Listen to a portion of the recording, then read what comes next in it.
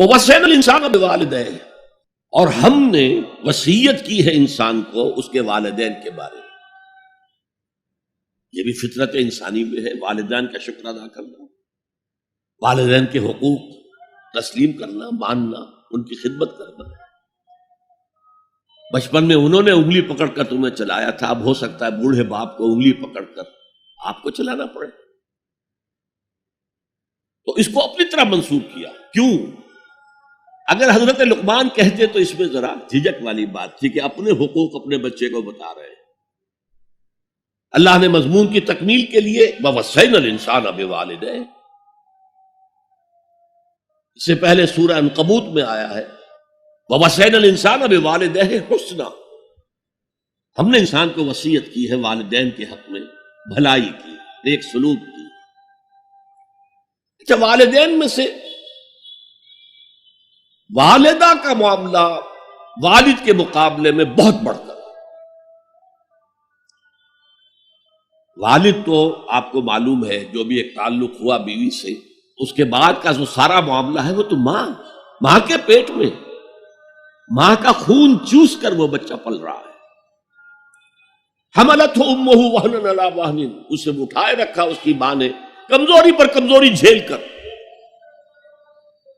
وفصالہ فی عامین، پھر 2 سال تک جوک کی طرح چمٹا رہا ہے اور اس کا دودھ پیتا رہا ہے، اس کی توانائی سک کرتا رہا. لہذا والدہ کا حق والد کے مقابلے میں ایک حدیث نبوی کی روح سے 3 گنا ہے. یہ بہت اہم نقطہ ہے.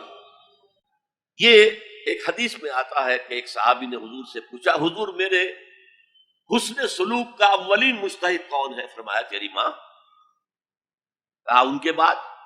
فرمایا تیری ماں. تیسری مرتبہ پوچھا ان کے بعد؟ تیری ماں.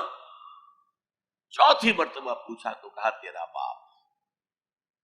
گویا کہ والدہ کا حق، اس کی خدمت، اس کے ساتھ نرمی، کہیں اس کے دل کو ٹھیس نہ پہنچا دینا. اس لیے کہ بڑا سخت قسم کا نفسیاتی معاملہ ہوتا ہے.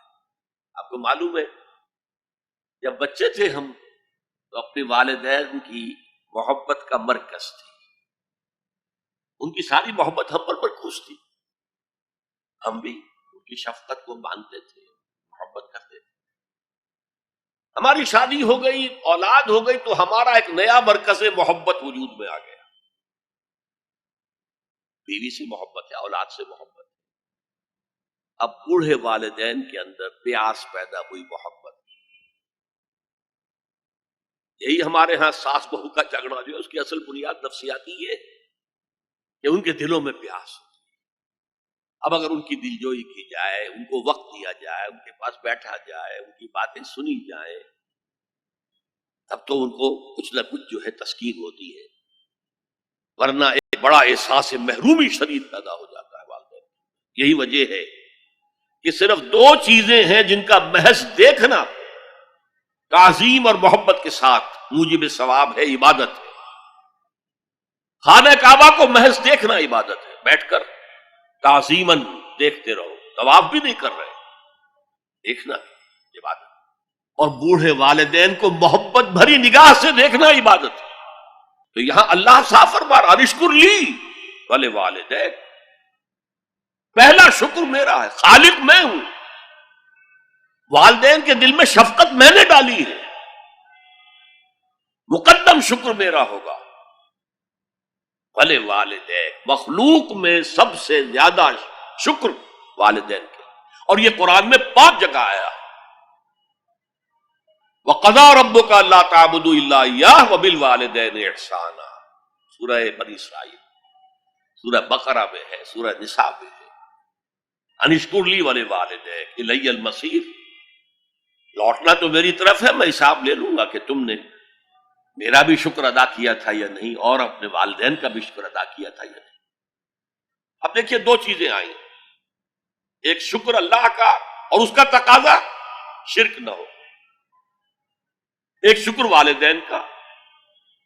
اگر یہ دونوں چیزیں ٹکرا جائیں، کس قدر منطقی ربط ہے قرآن مجید کی آیات. والدین حکم دے رہے ہیں شرک کرو،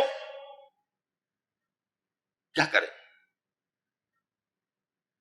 آپ کے علم میں ہوگا حضرت سعد ابن ابی وقاص رضی اللہ تعالی عنہ عشرہ مبشرہ میں نوجوان تھے، ایز اے ٹین ایجر ایمان لائے ہیں حضور۔ باپ کو فوت ہوئے عرصہ ہو گیا تھا، ماں نے بڑی محبت سے مال بہت چھوڑ گیا تھا، باپ ناز و نام میں پالا۔ اب سعد ایمان لے آئے حضور پر۔ والدہ نے کہا تم نے اپنے باپ کے دین کو چھوڑ دیا، میں جان دے دوں گی اگر تم اس سے واپس نہ آئے، اور اپنے مشرکانہ عقائد کو تم نے دوبارہ اختیار نہ کیا، مرن برت رکھ لیا۔ اب کیا بیت رہی ہوگی، کس قدر سلیم الفطرت نوجوان تھا سعد، جو نوجوانی میں حضور پر ایمان لایا۔ لیکن فطرت کے اندر جو چیز مثبت تھی، والدین کا ادب، اللہ جسے اپنی طرف منسوب کر رہا ہے وہ فطرت ہے۔ اب یہ ٹکرا رہے ہیں، کیا کریں؟ آیت نازل ہوئی، اور یہ آیت سورہ عنکبوت میں بھی ہے، جیسا کہ میں نے بیان کیا کہ نہیں، یہاں اگر وہ تمہیں مجبور کریں، جاہدا کا لفظ بھی یہاں پہ نوٹ کیجئے، اگر تم سے جہاد کریں، یہ جہاد صرف مسلمان نہیں کرتا، جہاد تو کافر بھی کرتا ہے، مشرک بھی کرتا ہے، لیکن جہاد ہے، مجبور کر رہے ہیں، پریس کر رہے ہیں کہ اپنے آبائی دین میں واپس آ جائے۔ مصعب بن عمیر کو برہنہ مادرزاد کر کے چچا نے نکال دیا، نہایت ناز و نام میں پلا ہوا ایک نوجوان۔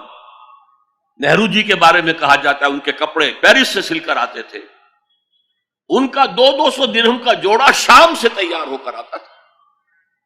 باپ اتنی دولت چھوڑ گیا، اور جہاں سے مصعب گزر جاتا تھا خوشبو اتنی رچی بسی ہوتی تھی ان کے لباس میں کہ پوری گلی، پورا بازار مہک جا رہا ہے، لوگ ہاں مصعب جا رہا۔ جب ایمان لے آئے، چچا نے کہا دیکھو یہ ساری دولت تمہارے مشرک باپ کی ہے، اب نکل جاؤ گھر سے، تمہارا کوئی حق نہیں ہے۔ اٹھ کر چلنے لگے تو کہا یہ کپڑے جو تمہارے جسم پر ہیں وہ بھی اسی مشرک باپ کے ہیں، اتار دو۔ مادرزاد برہنہ ہو کر ماں کے پاس آئے، انہوں نے آنکھوں پر ہاتھ رکھے، وہ سب کیا ہوا ہے؟ کہا ماں میں موحد ہو گیا، یہ ہے توحید۔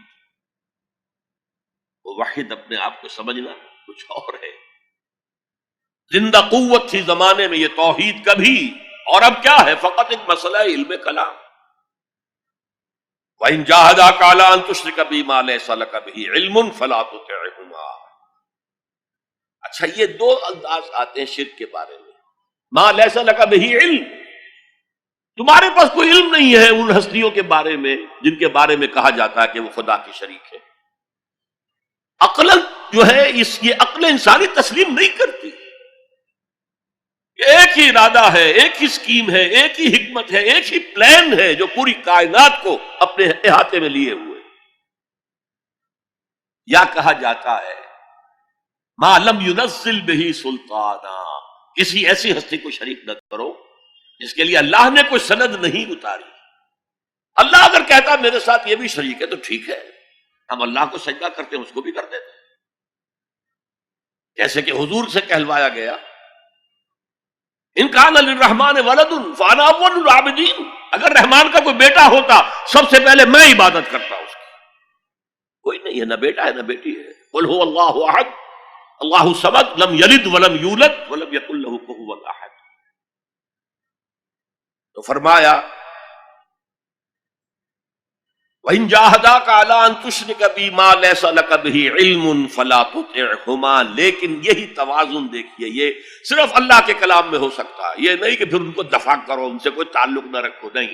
صاحبهما فی الدنیا معروفا، ان کا کہنا تو مت مانو اس معاملے میں، اللہ کا حق احق ہے، بالا تر ہے، لیکن ان کے ساتھ دنیا میں رہو معروف طریقے سے، ان کے حقوق ادا کرو، چاہے مشرک ہے والدین، چاہے کافر ہے والدین، ان کی خدمت تمہارے ذمے ہے، ان کی ضروریات پورا کرنا تمہارے ذمے ہے اپنے مقدرت کے مطابق۔ صاحبہما فی الدنیا معروفا، اور واتبع سبیل من اناب الی،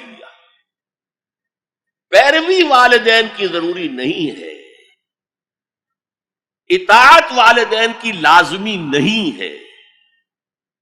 لا طاعت لمخلوق فی معصیت الخالق، کسی مخلوق کی اطاعت نہیں کی جا سکتی اگر اس سے خالق کی معصیت لازم آ رہی، تو والدین کے لیے بھی ہے۔ اطاعت مطلق نہیں ہے، پیروی ان کی ضروری نہیں ہے، پیروی اس کی کرو جس نے اپنا رخ میری طرف کر لیا۔ ابھی اللہ کا کلام چل رہا ہے نا، درمیان میں جو آیا ہے، اتباع اس کی کرو۔ دیکھو کون ہے جس نے اپنا رخ میری طرف کر لیا ہے، پیروی اس کی کرو، والدین کی نہیں۔